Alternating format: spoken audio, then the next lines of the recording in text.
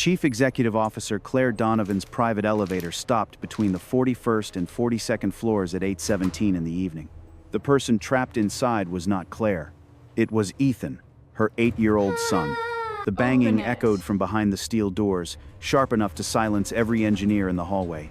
The control panel had gone black. The camera inside the cabin showed only white static. Claire's best technical team stood around the elevator with tablets, scanners, and expensive emergency tools, but no one dared to act. One wrong move could lock the entire system. Claire stood in the glass corridor, her hand pressed against the cold steel. She had built a career on control. She could silence a boardroom with one look. She could move investors, lawyers, and executives like pieces on a table. But now, all she could do was listen to her son crying behind a door she could not open. Then a man in an old maintenance uniform walked in from the far end of the hallway. His toolbox was dented. His collar was faded. His employee identification badge hung crookedly from his chest. The name on it was Noah Bennett. A security guard blocked him at once. "You have no right to enter the VIP area." You need to step back Noah now. did not look at Claire. Wait, please. He did not look at the engineers. He only looked at the elevator door. Inside, Ethan suddenly stopped crying. Then came 3 short knocks, 2 long knocks. Noah's expression changed. "The child You is need not to move panicking," fast. he said There's not much quietly. time. What He is is sending it? a signal. Tell me. Claire turned toward him. He's here. For the first time in her life, she looked at an elevator repairman as if he Don't might go, be the please only wait. way out. I can't. But Noah still did not look at her. Something He is leaned wrong. closer to the steel door and listened. Then he said something that made the saw entire it hallway happen. go silent. He The is not door the won't only one in hold. there. Claire's face went pale. Noah slowly looked up at the dead camera above the elevator. Someone else is connected to this elevator. No one spoke. The hallway of Donovan Tower, usually filled with quiet footsteps and polished voices, had gone still. Claire Donovan stared at the dead camera above the elevator door as if it had just become a witness. "What does that mean?" she asked. Noah kept one hand against the steel. What is going on? He was listening Is to it the safe? vibration inside the door, Give me a not the moment. noise The around cable it. is holding. Inside the cabin, Ethan knocked again. 3 short knocks. I hear you. 2 Hang long in there. knocks. Then 1 weak knock. Noah I'm getting answered the gently. door. "Ethan, You just need to hold my name on is a little Noah. longer. If you can hear We're me, getting help. knock once." I know you're A in pause. there. Just 1 stay knock calm. came from inside. Claire covered her mouth. For 9 minutes, every sound from the cabin had felt like terror. Now, for the first Open time, it.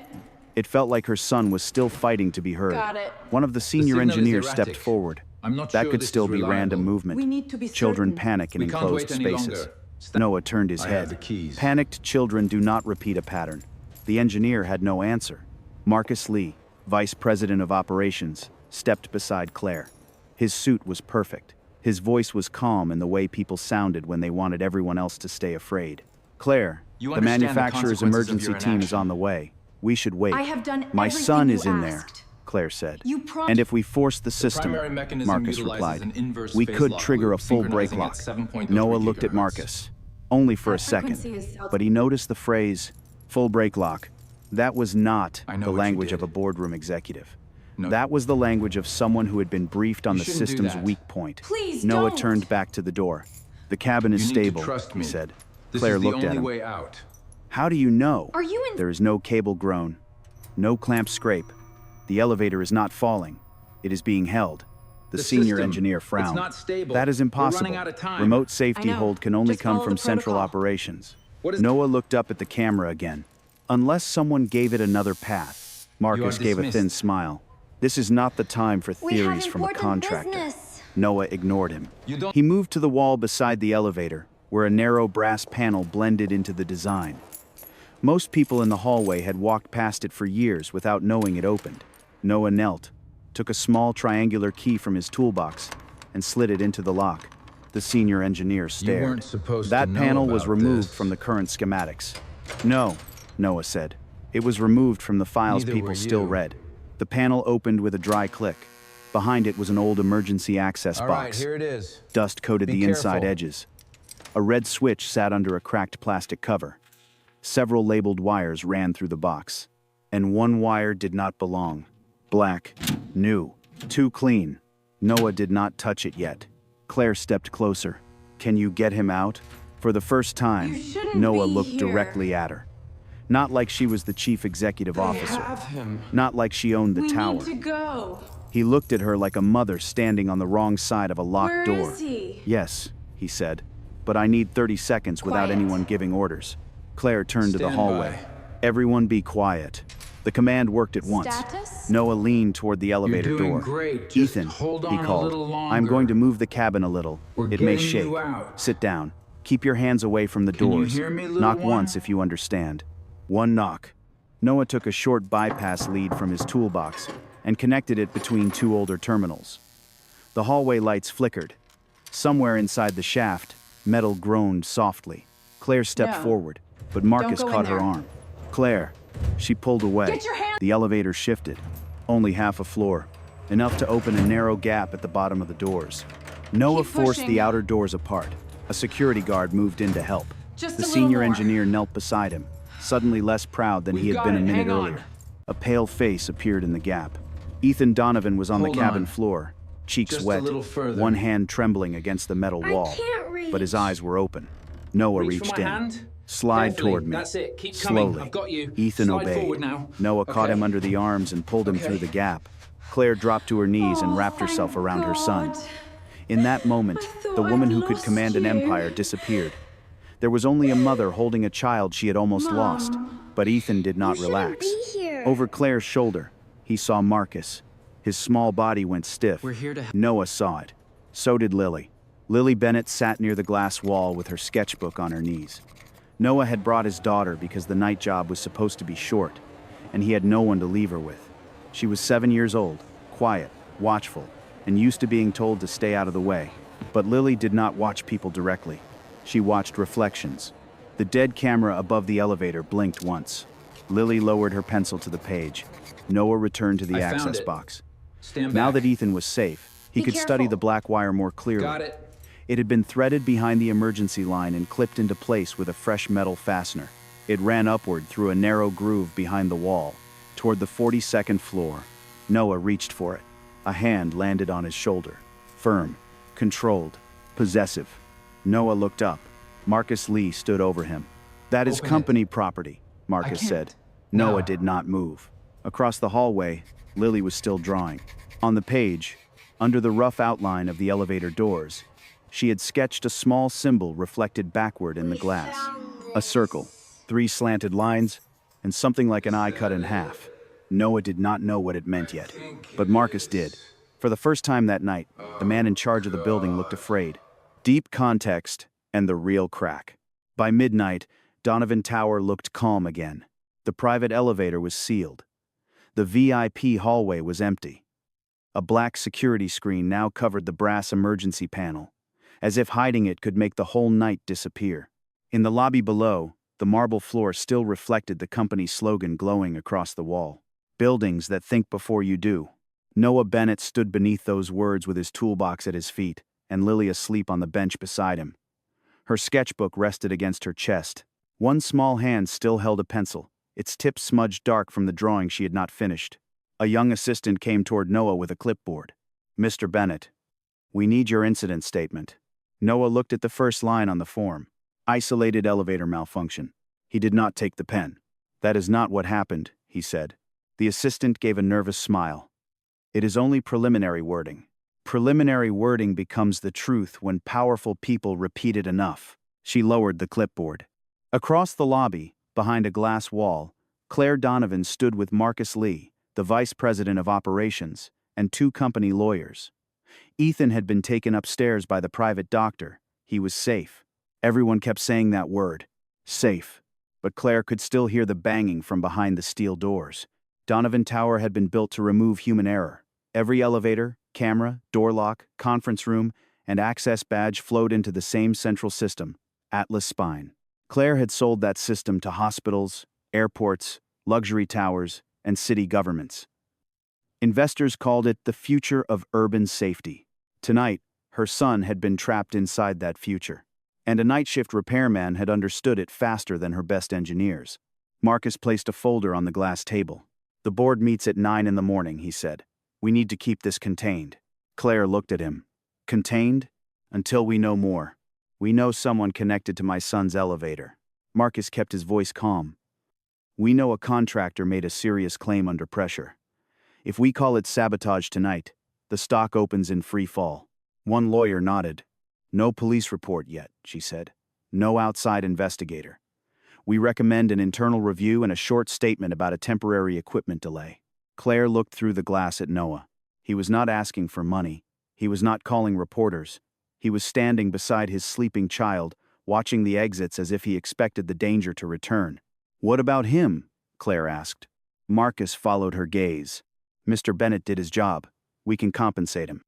"That is not what I asked." "He is a contractor," Marcus said. "The more access we give him, the more liability we create." Claire said nothing. Marcus had always been good at making controls sound like caution. But Claire remembered Ethan's body going stiff when Marcus stepped near him. She opened the folder. The draft report described the event as a cabin sensor conflict. It did not mention the black wire. It did not mention the old access panel. It did not mention Ethan's signal. Claire closed the folder. "Where is the wire?" Marcus answered quickly. "Secured by operations." "Where?" "In the evidence locker on 42. Noah heard the number from across the lobby. 42. His eyes moved upward. "That floor again." Lily stirred beside him. "Dad, I am here." She sat up, half asleep, and looked toward the glass wall. The adults behind it appeared stretched in the reflection. Marcus's face seemed doubled there, one version clear, one version pale and bent by the glass. Lily opened her sketchbook. Noah gently touched her wrist. "Not now, sweetheart. I saw it upstairs," she whispered. "Saw what?" Before she could answer, Claire came out of the glass room. The lobby changed when she entered it. Guards straightened.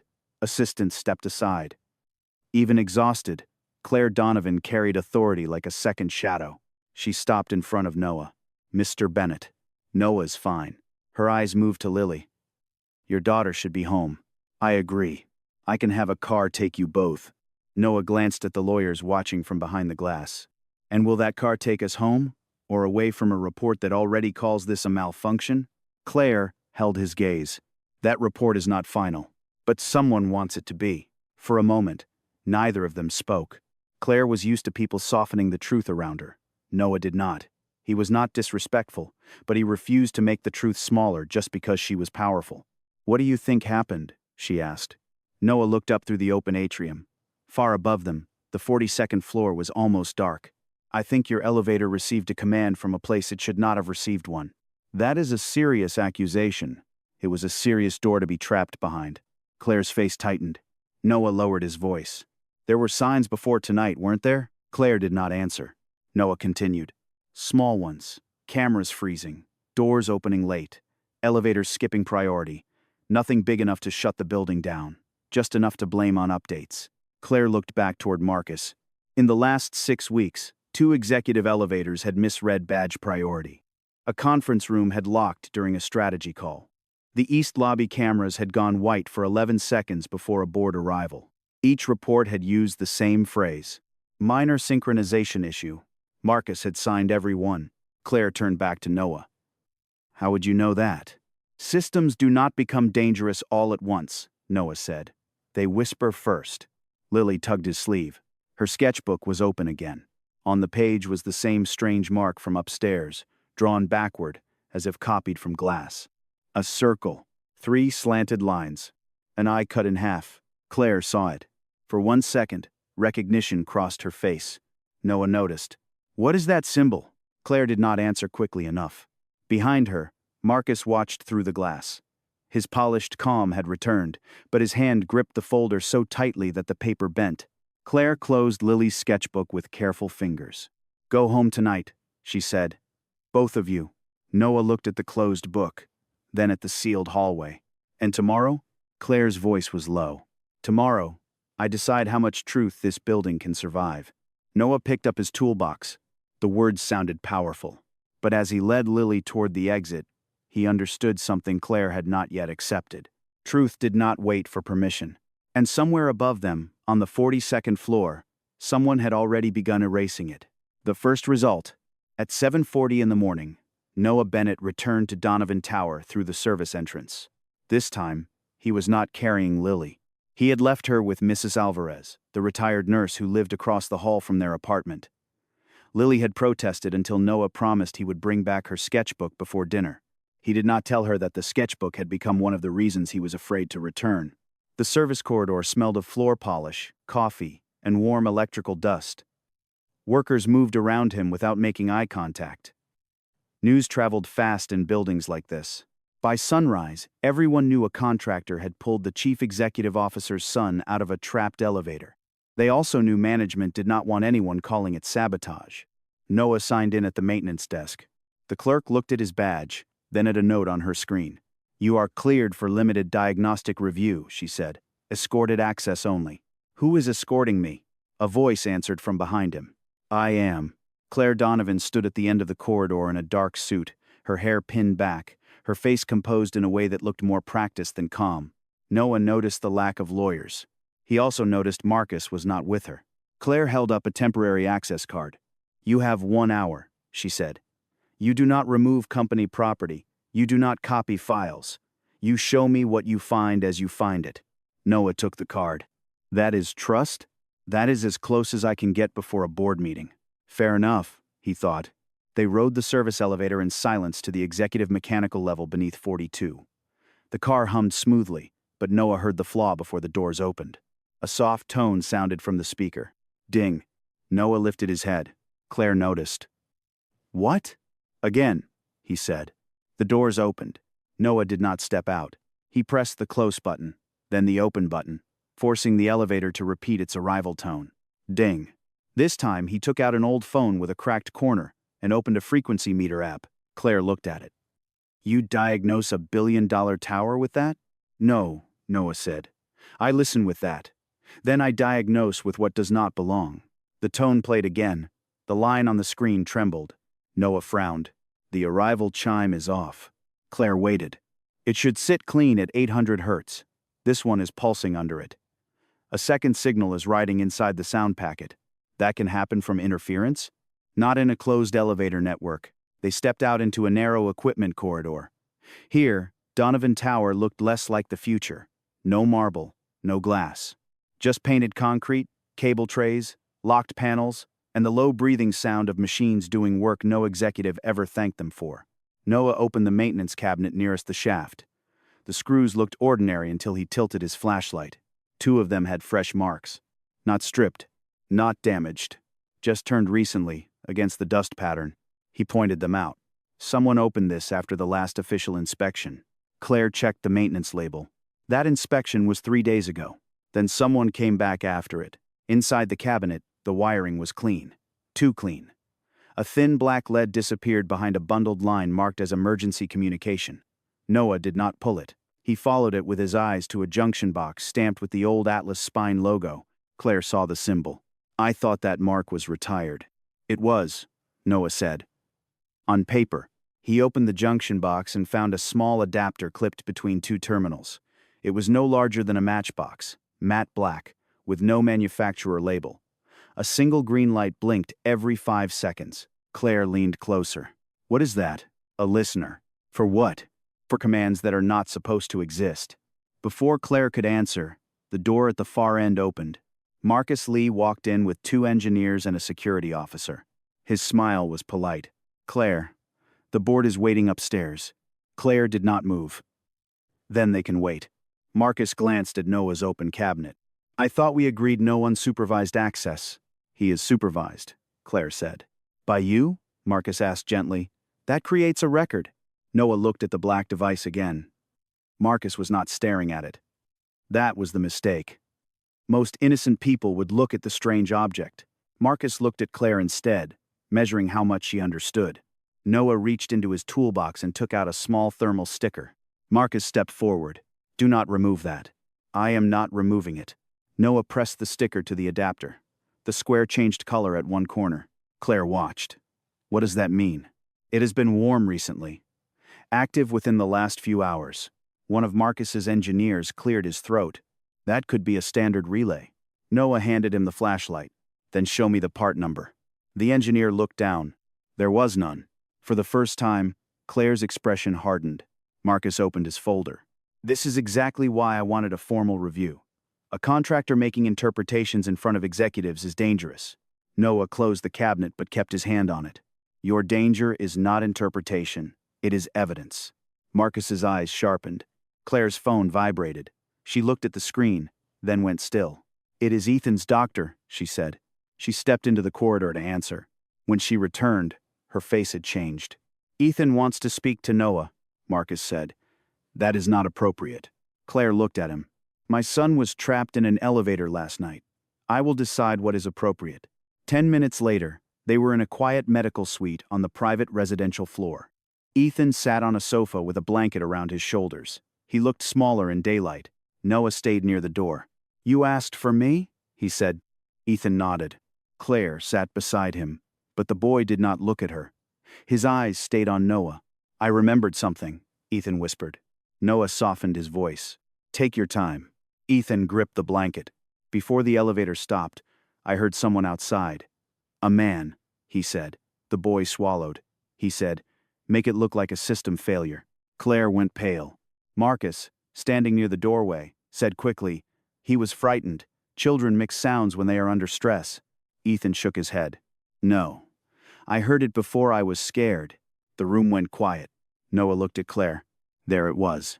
Not proof yet, but the first clean crack in the wall they were trying to build around the truth. Claire stood slowly. Marcus, she said, cancel the preliminary report. Marcus did not move. Claire's voice dropped. Now, for the first time since Noah had entered Donovan Tower, the command did not feel like control. It felt like a door opening. But Noah knew better than to trust the sound of one door. Because somewhere in the building, the person who had sent that command now knew Ethan remembered the words. The buried skill. Claire Donovan did not cancel the board meeting. She delayed it. That was the first thing Noah noticed. Powerful people rarely stopped a machine once it was moving. They only slowed it long enough to decide who would be crushed under it. At 8:30 in the morning, Claire led Noah into a records room behind the executive mechanical floor. It was not a place visitors saw. There were no glass walls, no marble, no company slogans. Just gray cabinets, old server racks, and cardboard boxes marked with project names from years ago. Claire unlocked one cabinet with her personal card. I searched your employment record, she said. Noah looked at her. That was fast. I own the building. You own access to files, not the people inside them. Claire accepted the correction without answering it. She placed a printed page on the table. Noah Bennett, Systems Safety Engineer, Helix Infrastructure, terminated after disciplinary review. Under that line was a scanned signature. Noah's jaw tightened. Claire saw it. This says you violated emergency protocol during a hospital elevator incident. That is what the report says. What happened? Noah did not answer at first. His eyes had moved to the photograph clipped to the file. A younger version of him stood beside a woman with dark hair and tired, laughing eyes. She had one hand on his shoulder, and the other holding a small yellow hard hat.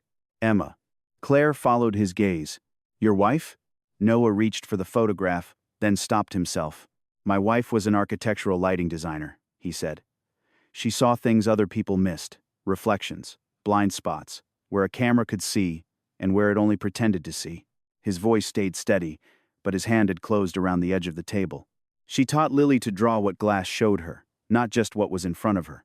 Claire thought of the sketchbook, the backward symbol, the way Lily had looked at reflections while adults stared directly at the doors. What happened at the hospital? Claire asked quietly. Noah looked at the old server rack instead of at her. Emma was visiting a patient at Mercy General. The elevator stopped between floors. The system logged it as a passenger overload. That was impossible. There were only 4 people inside. He tapped the file.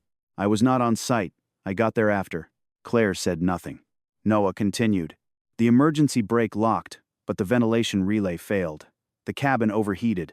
By the time they opened the doors, Emma was still alive. Barely. His voice thinned, then steadied again. She died the next morning. The room seemed to grow smaller.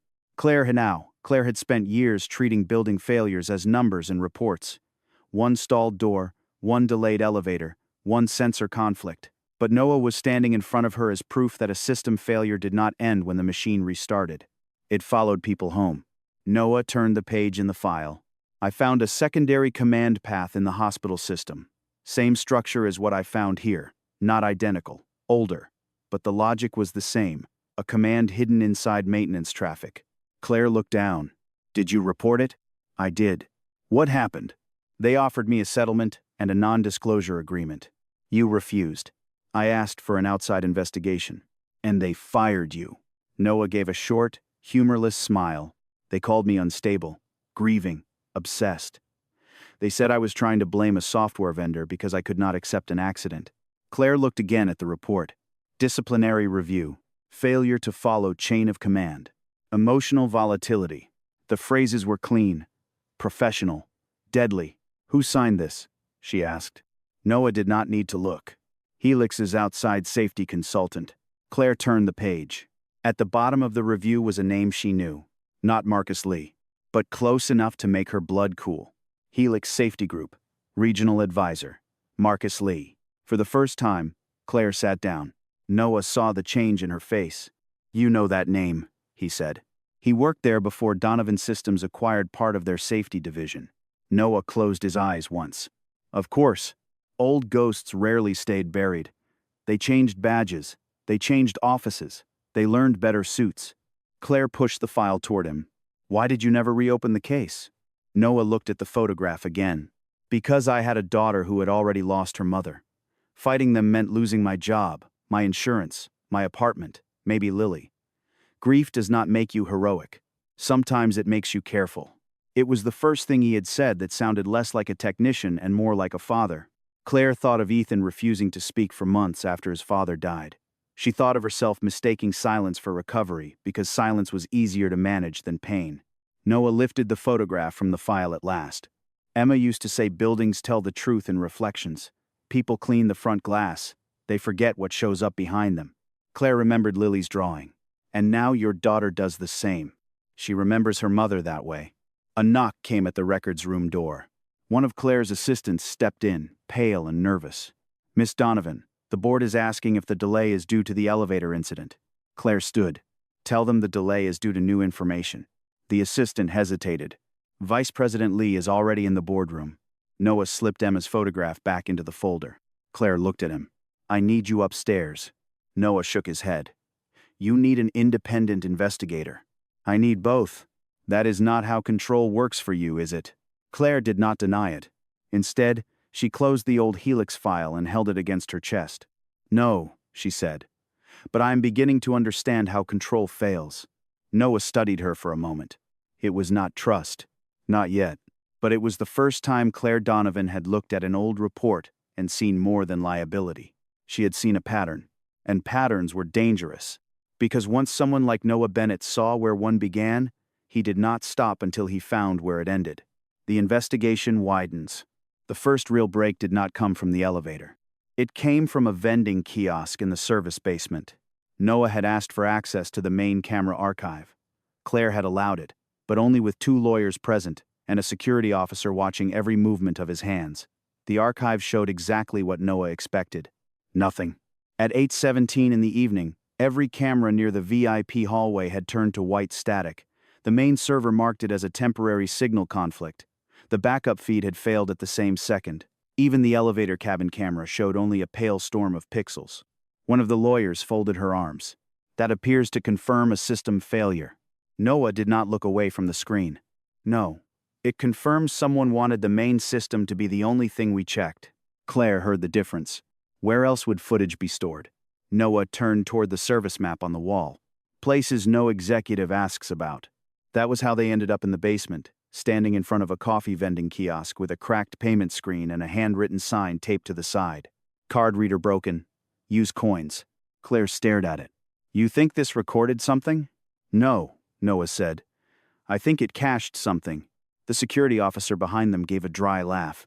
His name was Raymond Calder, head of building security, a man with tired eyes and a radio clipped too tightly to his belt. That machine has been broken for months. Noah opened the side panel with a flat key from the maintenance ring. Broken machines are honest. People stop updating them. Inside the kiosk was a small service module connected to the building network. Noah pointed to a line of stored diagnostic pings.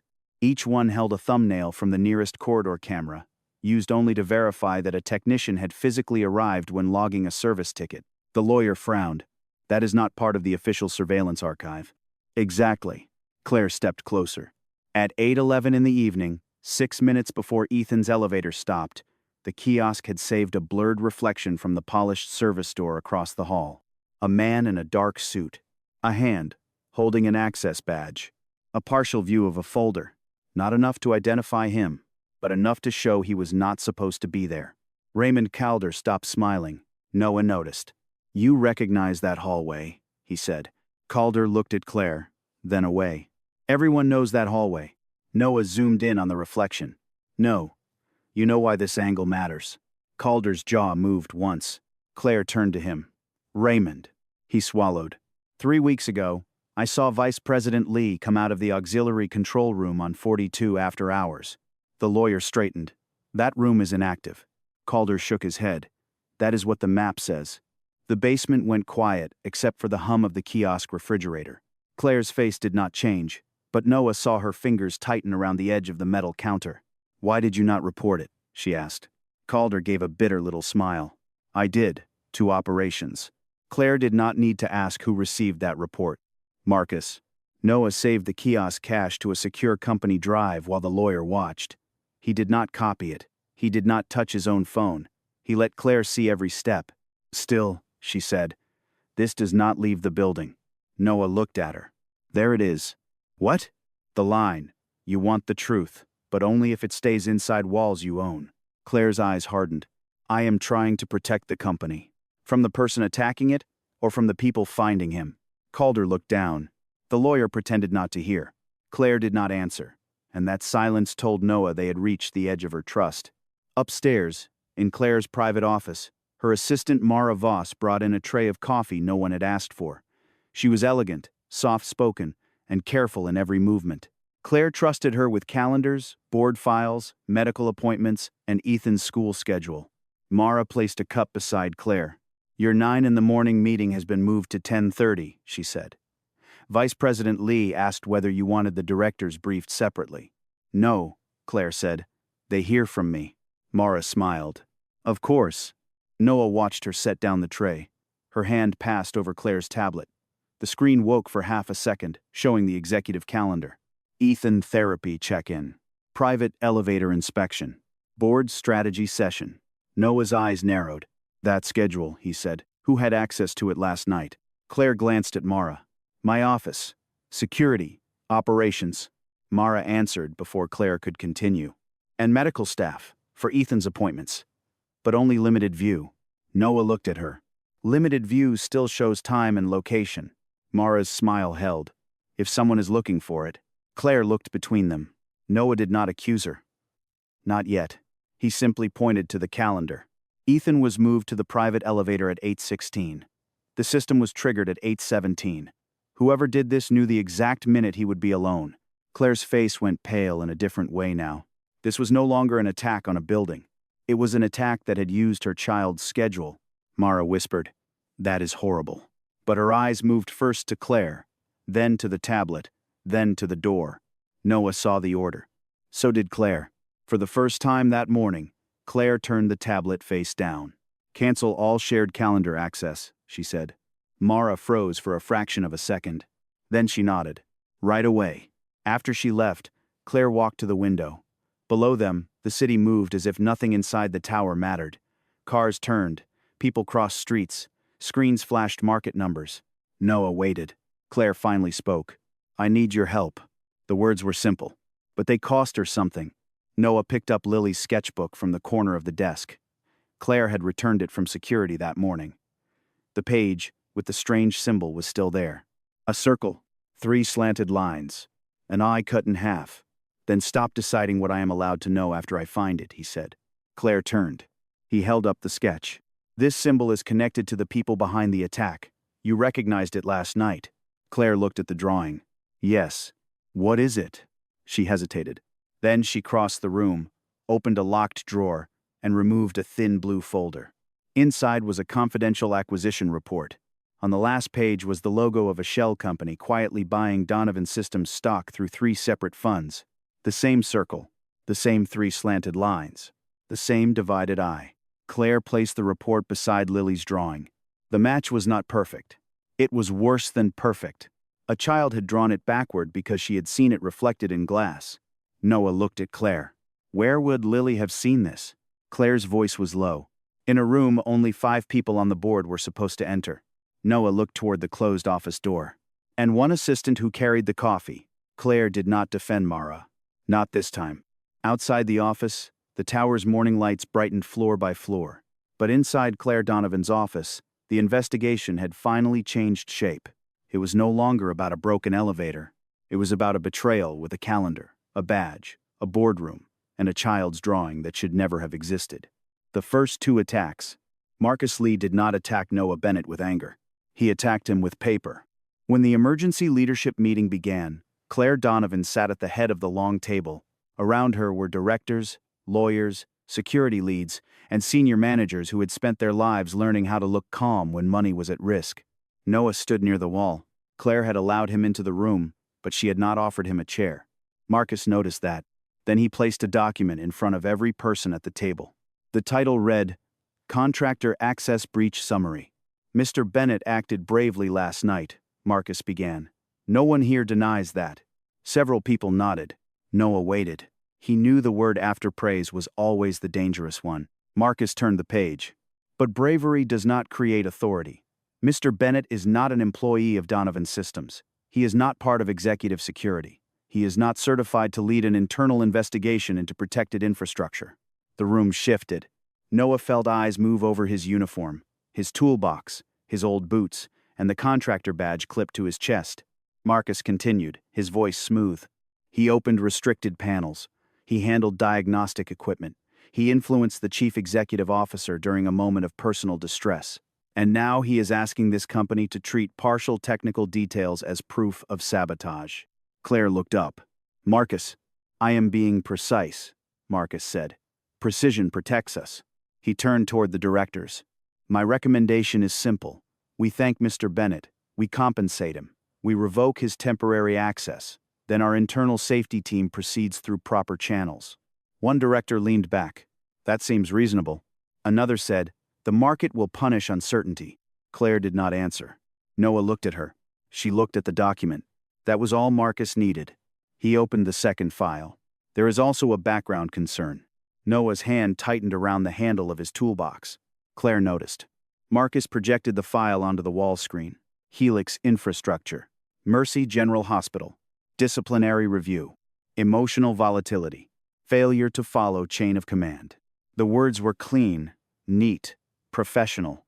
That made them worse. Marcus spoke softly, as if he regretted every sentence. Several years ago, Mr. Bennett was connected to another elevator incident, a fatal one. Afterward, he claimed the system had been compromised. Investigators did not support his claim. He rejected settlement conditions and was terminated after repeated confrontations. Noah stared at the screen. Emma's name was not shown.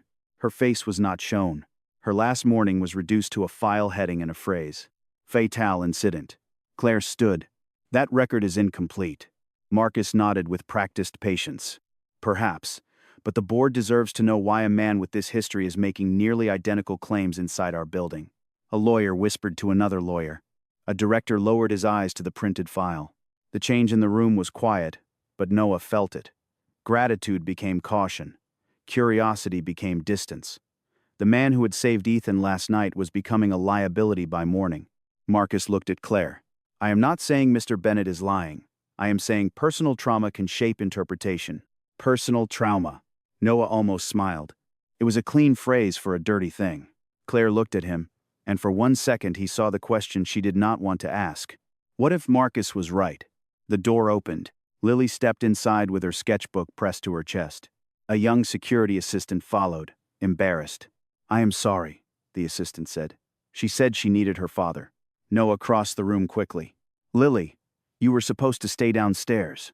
I heard them, she whispered. Her eyes moved to the screen. She could not understand every word, but she understood enough. Her father's name, her mother's hospital, the way adults looked when they were deciding whether someone was safe. Marcus softened his voice. This is part of my concern. A child has now been brought into multiple restricted areas during an active corporate security matter. Noah turned. She was in the lobby. And last night she was near the VIP hallway, Marcus said. Today she is outside a leadership meeting. At what point do we ask whether Mr. Bennett's judgment is impaired? The room became very still. Claire closed her eyes for half a second. That was the sharpest cut. Not Noah's job. Not Noah's past. His daughter. Marcus had moved the attack from reputation to custody without ever saying the word. Lily looked up at Noah. Am I in trouble? Noah knelt in front of her. No, sweetheart. Are you dangerous? The question broke something in the room. Noah swallowed. No, I am not dangerous. Marcus said. No one said that to her. You made sure she heard it anyway, Noah said. He stood, holding Lily's hand. Then, he looked at Claire. Explain the wire. Explain the badge. Explain the cash. Explain why a room on 42 was active when your own map says it was not. Do that before you use my wife and my daughter to make me small. No one spoke. Claire wanted to answer. Noah could see it. But she was still at the head of the table, still surrounded by directors, still trapped inside the language of risk. Finally, she said, Mr. Bennett, take Lily downstairs. We will continue without her. The words were calm. That was what hurt. Noah nodded once. He picked up his toolbox. As they reached the door, Lily pulled her sketchbook from his hand. She opened it to the page with the backward symbol, a circle, 3 slanted lines, an eye cut in half. Then she tore the page out, folded it twice, and pushed it into Noah's palm. Do not let them have it, she whispered. The door closed behind them. Inside the boardroom, Marcus adjusted his cuffs. Outside, Noah opened his hand and looked at the folded drawing. They had tried to make him look unstable. They had tried to make him look unsafe. But they had made one mistake. They had shown him exactly what they were afraid of. The price of silence. Claire Donovan found Noah in the service stairwell. He was sitting 2 floors below the boardroom with Lily beside him, his toolbox between his knees and the folded drawing in his hand. Lily had fallen asleep against his shoulder. Her face was still damp from crying. For a moment, Claire did not speak. Noah heard the stairwell door close behind her. If you came to ask for the drawing, he said, the answer is no. Claire stepped down 1 stair. I came to apologize. Noah looked at her. She had said the right words, but he had learned to listen for what came after them. Claire took another step. What happened in that room should not have happened in front of Lily. No, Noah said. It should not have happened at all. Claire accepted that. Then she opened the folder in her hand. And Noah understood. There was always a folder. I can protect you, she said. He gave a quiet laugh. That is how this starts? I mean it. No. You mean you can manage me? Claire's expression tightened, but she did not deny it fast enough. She handed him the folder. Inside was an agreement. Clean print, heavy paper, a company seal at the bottom. Noah read the first line. Mutual confidentiality and cooperation agreement. He looked up. A non-disclosure agreement. A temporary one, Claire said, until the internal review is complete. Internal review, run by the people Marcus still controls. Run by people I appoint. And if the board removes you before lunch, that landed. Claire closed the folder halfway. The company will cover legal counsel for you. Independent counsel. It will also cover Lily's school costs through the end of high school. And if you cooperate, I can make sure the board does not pursue access breach claims. Noah looked at Lily. She was sleeping with one hand still pressed against her sketchbook, as if someone might take it from her dreams. How much did your lawyers tell you to offer before I stopped being a problem? Claire's voice cooled. That is not fair. No, Noah said. What happened in that boardroom was not fair. This is just expensive. Claire came down the last stair and stood on the landing. I am trying to keep you from being destroyed. By whom? She did not answer. Noah stood carefully, letting Lily remain asleep against the wall. Marcus already showed the board my old file. Next he will say I stole data, tampered with systems, brought my child into danger, and chased a conspiracy because I never got over my wife's death. Claire looked away. Noah nodded. You know he will. Yes, she said quietly. I know. Then why are you still asking me to hand over the only things he is afraid of? Claire looked at the folded drawing in his hand. Because if this becomes public before we understand the whole structure, he will bury us in noise. He will leak your past. He will leak Lily's presence in restricted areas. He will say I let a contractor manipulate me after my son's accident. Then let him. You do not understand what public pressure can do. Noah's eyes hardened. I buried my wife under public paperwork. I understand pressure. Claire stopped. For a few seconds, the stairwell held only the hum of the building vents. Then Noah opened the folder again and turned to the second page. All physical notes, copied records, images, drawings, and derivative observations must be surrendered to Donovan Systems. He looked at her. Derivative observations. That includes what Lily saw. Claire's face changed.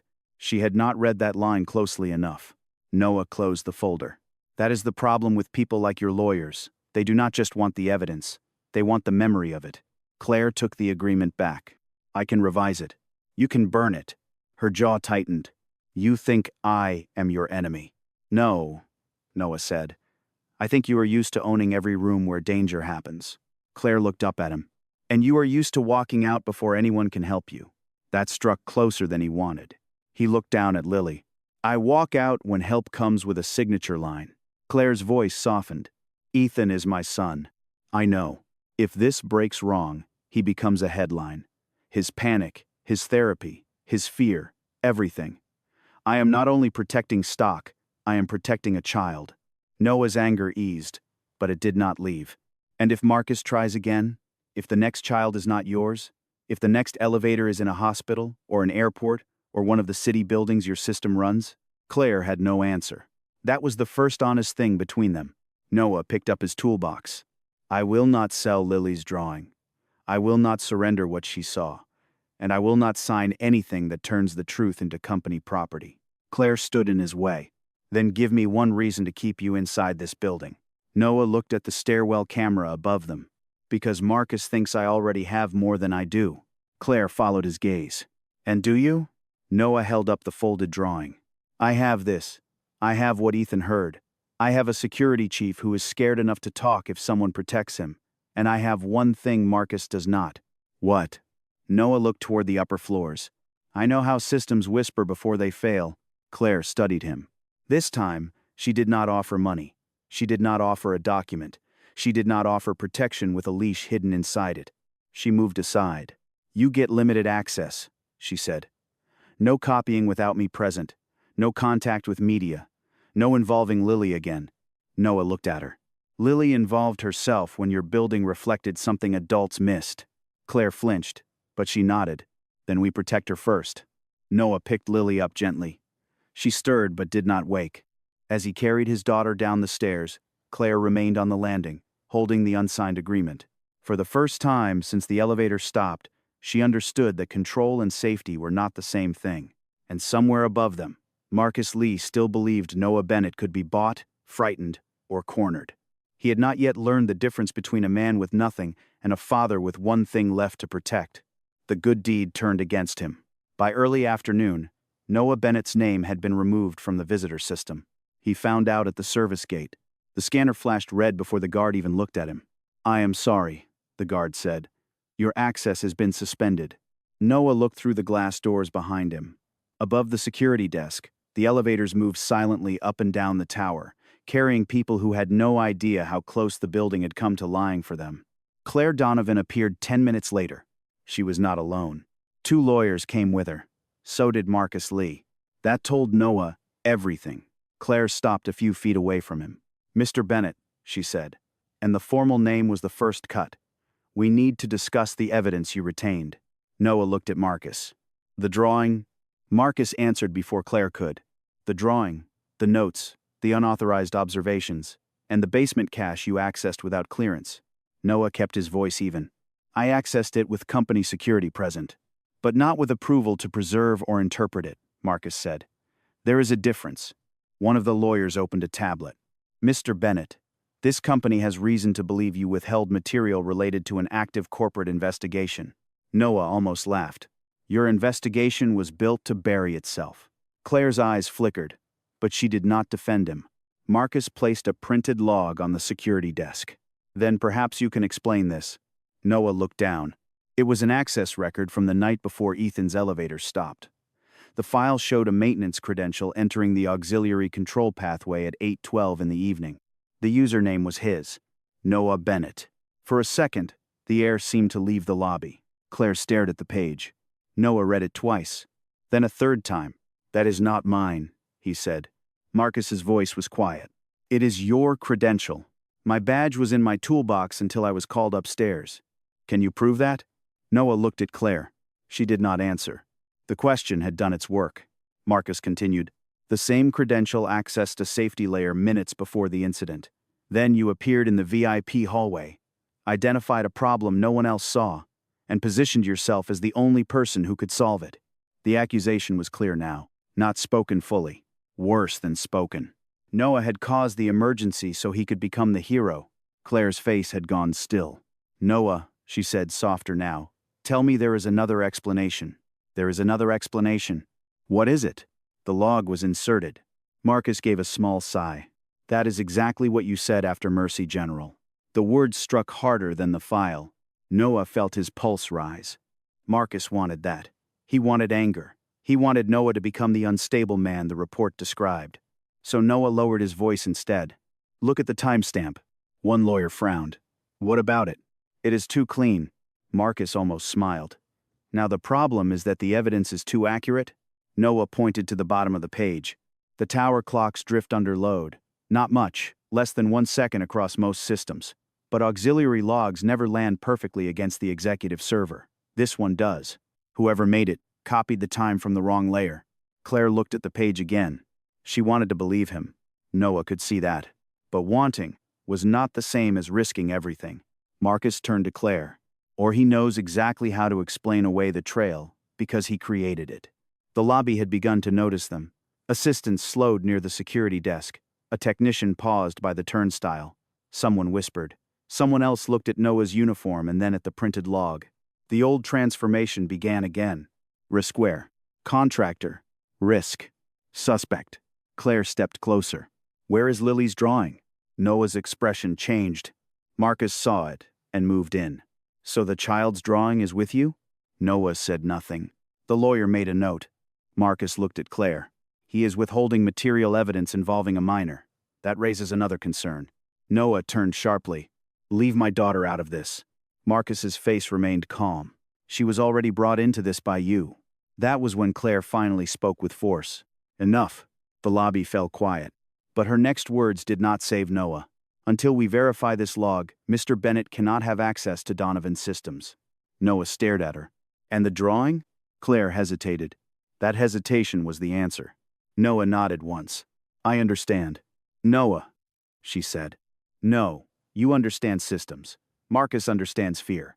I understand when a room has already chosen what story it wants. He picked up his toolbox. 2 security officers stepped toward him. The same guard who had apologized earlier could not meet his eyes. Mr. Bennett, one officer said, we need you to leave the premises. Noah looked past them to the elevators. Somewhere above, Ethan was probably being told to rest. Lily was at home with Mrs. Alvarez, believing her father would bring back the sketchbook before dinner, and Claire Donovan stood between both children and a lie she was still afraid to name. Noah walked toward the exit. At the glass doors, Claire followed him. Do not make this worse, she said quietly. He stopped. For a moment, he almost told her about the folded drawing in the lining of his toolbox. He almost told her that Lily had drawn more than a symbol. She had drawn the angle of the glass, the edge of a boardroom table, and the reflection of a badge clipped to a dark suit. But Claire had just asked him to make things easier, not truer. So he said only, ask why the fake log is perfect. Then he walked out. Behind him, Marcus watched from the security desk. He looked satisfied, but not relieved. That mattered, because a man who had truly won would not still be afraid of a folded piece of paper. Outside, Noah stepped into the cold afternoon air, with no access badge, no company protection, and no reason left to trust the tower. Only the drawing remained. And now, because they had tried so hard to take it, Noah knew it was more dangerous than any file they had shown him. The final counterattack. The notice arrived before Noah reached home. It came as an email first. Then, as a printed letter slid under his apartment door. Donovan's Systems had filed a civil complaint against him for unauthorized access, data interference, and retention of protected corporate material. Noah read it once in the hallway. Then he saw the second envelope. This one did not come from Donovan Systems. It came from Child Protective Services. Lily stood behind him in her socks, holding the edge of the kitchen doorway. Dad, she asked, is it about me? Noah folded the letter before she could see the words. No, sweetheart. But it was. The report claimed he had brought a minor into restricted corporate areas during an active security emergency. It claimed she had been exposed to danger, legal pressure, and emotional distress because of his choices. There was no signature, only a case number and an appointment time. Tomorrow morning, Noah stood very still.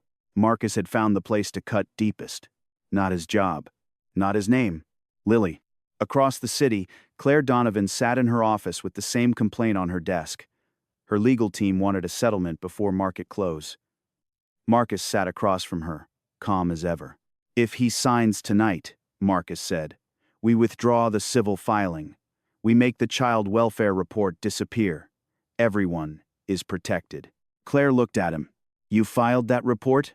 Marcus did not blink. Someone had to. The answer was not yes. That made it worse. Claire's phone buzzed. A message from Ethan appeared on the screen. Do not lock him out again. Claire closed her eyes. For the first time, her son's words sounded less like anger and more like instruction. Noah did not call Claire. He called Raymond Calder. The head of security answered on the fourth ring. You should not be contacting me, Calder said. I know. They are reviewing my department. I know that too. A silence. Then Noah said, Marcus used Lily. Calder breathed out slowly. That is who he is. No, Noah said. That is who he becomes when he is afraid. Calder said nothing. Noah lowered his voice. You saw him on 42. The kiosk cash saw something. Lily saw the reflection. But none of that is enough if Marcus controls the files. I need something he forgot to erase. Calder was quiet for so long, Noah thought the call had dropped. Then the security chief said, There is one place. 20 minutes later, Noah stood outside the service loading entrance of Donovan Tower. He no longer had a badge, so Calder met him beside the trash compactor, where the cameras were old and the night staff smoked when supervisors were gone. Calder handed him a visitor vest. This gets you to the basement only. Noah took it. If they catch you helping me, you lose your job. Calder gave a tired smile. I should have lost it 3 weeks ago when I stayed quiet. They entered through the loading corridor and descended to a storage level below the service basement. The air was colder there. Pipes ran low overhead. Old vending parts, broken access readers, and retired security terminals sat behind chain-link fencing. Calder stopped at a dusty cabinet. Before Atlas Spine absorbed everything, service kiosks backed up their diagnostic thumbnails to a local maintenance hub. Nobody uses it now. Noah looked at the cabinet. Does Marcus know? He knows the new map, not the old habits. Noah almost smiled. Broken machines were honest. Old systems were stubborn. Calder unlocked the cabinet. Inside was a small gray terminal with a cracked plastic frame. Its screen woke slowly, flickering green before the menu appeared. Noah connected the kiosk module. File names scrolled past. Most were empty. Some were corrupted. Then one folder appeared. Service verification buffer. Timestamp, 8:11 in the evening. Noah opened it. The image was distorted, but stronger than the kiosk thumbnail. It showed the reflection from the polished service door near the auxiliary corridor. A dark suit, a Fowler, a badge. Noah zoomed in. The badge was not Marcus's. It was Mara Voss's. Calder stared. Claire's assistant? Noah did not answer. He enhanced the next frame. In the reflection, Marcus stood partly behind Mara, one hand near the access panel, the other holding a small black adapter, the same shape Noah had found in the junction box. Then the image cut, but it was enough to change everything. Calder whispered, We need to get this to Miss Donovan. No, Noah said. Calder looked at him. Noah copied nothing to his own device. Instead, he exported the file to a sealed internal evidence drive with Calder's security credentials and printed the hash receipt from the old terminal. Calder frowned. You are not taking the video? If I take it, Marcus says I stole it. If you seal it, he has to explain why his own security archive proves him wrong.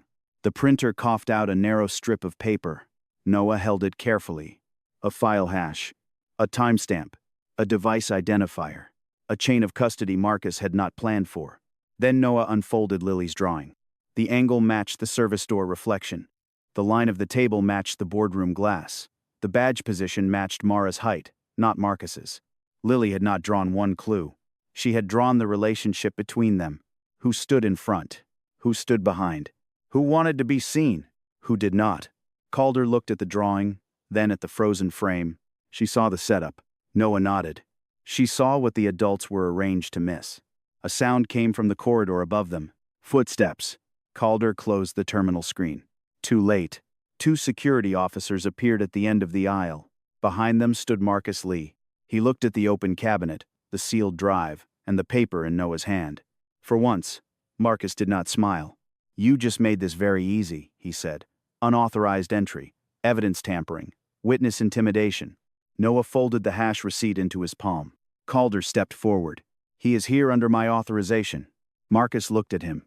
"Then you can fall with him." Noah's phone buzzed. A message appeared from Claire. "Do you have proof?" Noah looked at Marcus. Then at the sealed drive. Then at Lily's folded drawing. He typed back only 3 words. "Enough for tomorrow." Marcus took one step closer, but the fear was back in his eyes, and Noah finally understood why. The final evidence was no longer in Noah's hands alone. It was inside the building, logged by security, sealed by procedure, and tied to a drawing made by a child Marcus had tried too hard to silence. The public reversal. The emergency board session began at 3 in the afternoon. This time, Claire Donovan did not sit down.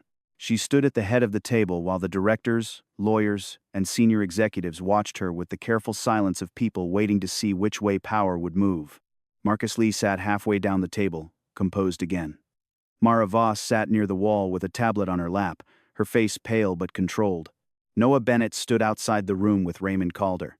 No badge, no chair, no guarantee that anyone inside would let him speak. Calder held the sealed internal evidence drive in a clear security pouch. The hash receipt was clipped to the outside. His signature was on the chain of custody form. Claire looked toward the door. "Bring them in," she said. The room shifted before Noah even stepped inside. Marcus rose at once. "Claire, this is improper. Mr. Bennett is under civil complaint. Mr. Calder is under departmental review. Any material they bring is compromised." Claire looked at him. "No, Marcus. What was compromised was my building." That stopped the room. Noah entered with Calder beside him. Claire did not introduce Noah as a contractor. She did not call him a repairman. She said, "This is Noah Bennett. He saved my son. Then he found the evidence I was afraid to follow." Noah looked at her. For the first time, she had said it in front of the people who could punish her for it. Marcus's mouth tightened. Claire turned to Calder. "Show them the chain." Calder placed the evidence pouch on the table. "This drive was exported from a retired local maintenance hub below the service basement," he said. "The file came from the service verification buffer connected to the old kiosk network. I sealed it under my security credentials. The hash receipt was printed at the terminal at 2:16 in the afternoon." One lawyer leaned forward. "Can the file be altered after sealing?" Calder shook his head. "If altered, the hash changes. This one matches." Marcus gave a small laugh. "A desperate security chief and a disgraced contractor are not enough to overturn system logs." Noah stepped to the screen. "No, but your own building is." Claire nodded to the technician. The video appeared. At first, it looked almost useless. A warped reflection on a polished service door. A corridor bent by metal in bad light. Then Noah paused the frame. "This is 8:11 in the evening, 6 minutes before Ethan Donovan's elevator stopped." He enlarged the reflection. A badge appeared in a woman's hand. Mara Voss lowered her eyes. Claire looked at her assistant. "Mara." Mara's lips parted, but no words came. Noah moved to the next frame. "There is the access badge. Not Marcus's. Mara's. That is why the first log did not point to him." The directors looked toward Mara. Marcus remained still. Noah advanced the video 1 frame. Behind Mara, partly hidden by the angle of the reflection, stood Marcus Lee. In his hand was a small black adapter. The room changed, not loudly, but completely. Noah placed a printed still beside Lily's folded drawing. He opened the drawing carefully and laid it flat. A circle, 3 slanted lines, an eye cut in half. Then he pointed to the bottom corner. Lily did not just draw the symbol. She drew the angle, the glass line, the edge of the table. The badge clipped low on the front figure. She was not inventing a picture. She was recording a reflection. A director whispered, "That is the Shell Company logo." Claire opened the blue acquisition folder from her desk and placed it beside the drawing. The same divided eye marked the last page. 3 funds have been quietly buying Donovan Systems stock through that company, Claire said. All 3 connect back to a holding structure tied to our competitor. Marcus stood. "This is absurd." Claire looked at him. "Sit down." He did not. So Ethan spoke from the doorway. No one had seen him arrive. He stood beside the private doctor, small in a navy sweater, both hands closed at his sides. Claire turned sharply. "Ethan." The boy looked at Marcus. "I heard you." Marcus's face softened instantly. "Ethan, you were frightened. No one blames you." Ethan shook his head. "I heard it before I was frightened." The room went silent. Ethan's voice was thin, but clear. "You said, make it look like a system failure." Marcus looked toward Claire. "This is outrageous. You are using a child in a board dispute." Noah stepped forward, but Claire raised a hand.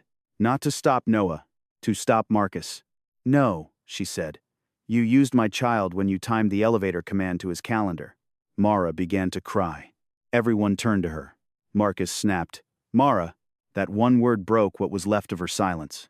"He said it would only scare him," Mara whispered. "He said the elevator would stop for 2 minutes. Claire would panic, the board would see she was unstable, and the acquisition vote would move forward." Claire's face went white.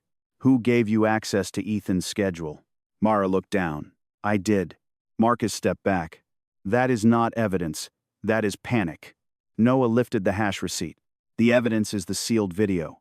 The adapter in your hand. Mara's badge. The access at 8:11. Ethan's statement. Lily's drawing. And the fake log that is too perfect, because it was copied from the wrong clock layer." Claire turned to the head lawyer. "Freeze Marcus Lee's access." The lawyer hesitated. Claire's voice sharpened. "Now." Phones came out. Security radios crackled. At the wall panel, Marcus's executive credential changed from green to red. For the first time, the man who had controlled every doorway in the building could not open one. 2 security officers entered. Marcus looked at Claire with pure anger now. "You will destroy the company for a contractor?" Claire did not look at Noah when she answered. "No. I almost destroyed it by forgetting that truth can come from someone without a title." Noah looked down. Lily's drawing lay on the table beside the evidence receipt. A child's pencil lines next to a corporate seal. For once, the room understood which one had seen more clearly. Marcus was escorted out past the same glass wall where Lily had seen the reflection. He did not look at the drawing. He looked at Noah. That was how Noah knew the reversal was complete. Marcus no longer feared the system. He feared the people he had failed to silence. Recognition, symbol, and legacy. 3 days later, Noah Bennett returned to Donovan Tower through the front entrance. No guard stopped him. No scanner flashed red. No one asked him to wait near the service doors. The lobby was quieter than he remembered, but not empty. Maintenance workers, security staff, engineers, assistants, and several board members stood in a loose circle near the main elevators. Claire Donovan stood at the center, not behind glass, not behind lawyers, in front of everyone. Noah held Lily's hand as they walked in. She stayed close to him, but this time she did not hide behind his coat. Claire stepped forward. "Mr. Bennett," she said, then stopped herself. "Noah." That small correction moved through the room more powerfully than an apology spoken too loudly. Claire turned so everyone could hear. "Donovan Systems has withdrawn every civil claim against Noah Bennett.